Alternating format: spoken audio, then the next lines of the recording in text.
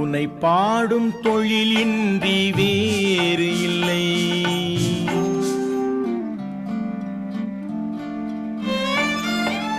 உன்னை பாடும் தொழிலின்றி வேறு இல்லை. என்னை காக்க உனை இன்றி யாரும் இல்லை.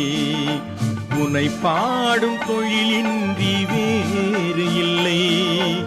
என்னை காக்க உனை இன்றி யாரும் இல்லை. முருகா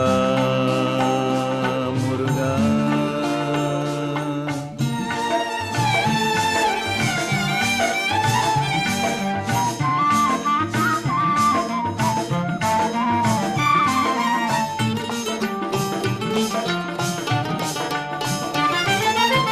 கற்பனையில் வருகின்ற சொற்பதமே அன்பு, கருணையில் உருவான அற்புதமே.